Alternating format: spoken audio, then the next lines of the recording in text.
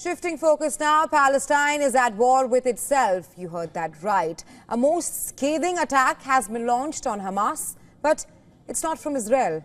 It's from within Palestine. Palestinian Authority President Mahmoud Abbas has launched a fiery, unprecedented attack against the group ruling Gaza. In a televised speech from West Bank, the Palestinian Authority President made a comment which we cannot repeat on TV.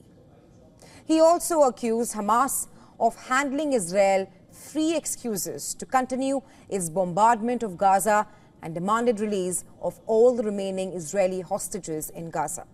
Abbas called their captivity as Israel's primary justification for continuing what he described as genocide in Gaza, a term which Israel rejects outright.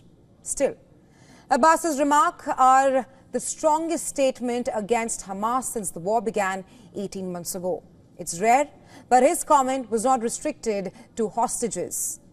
Abbas laid out a political vision: end the war, unify Palestinian factions under the Palestine Liberation Organization, disarm Hamas, and ultimately dissolve its control over Gaza, and finally, complete withdrawal of Israeli forces from Gaza. A quick background here.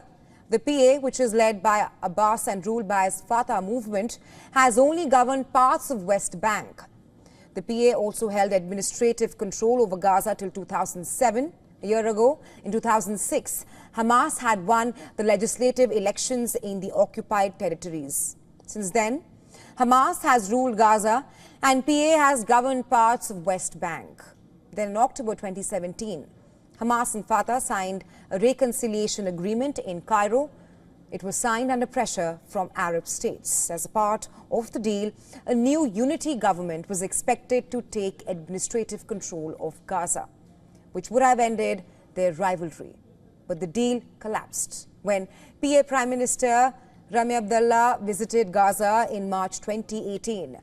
He was the target of an assassination attempt when a bomb detonated near his convoy.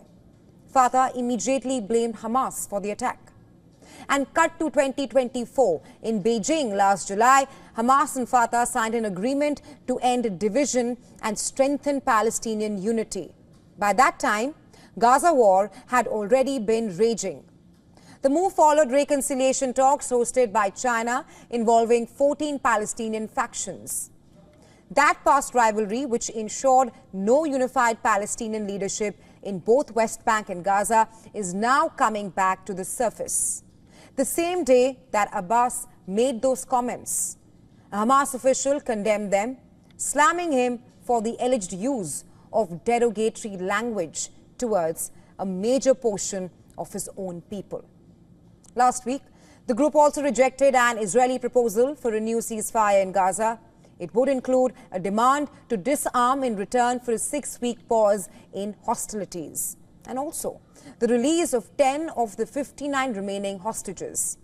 Hamas asserted that it would hand over all of the hostages in exchange for an end to the war and also a full Israeli withdrawal. It has also ruled out giving up its weapons. And now, it's important to note the PA's leadership has also regularly insisted that it is ready to take over running post-war Gaza. But it has also been criticized by Palestinians for not speaking out enough or taking effective action. What's more, Mahmoud Abbas is seen as an irrelevant by many Palestinians. He says Hamas has done severe damage to the Palestinian cause, and Hamas in return has accused Abbas of failing his people. What's next? With Israel and other countries now proposing Hamas disarmament as a way to achieve a ceasefire, Abbas's statement could either pressure Hamas into political reform or deepen the divide even further. Going by past patterns, it's easy to predict what is likely to happen next.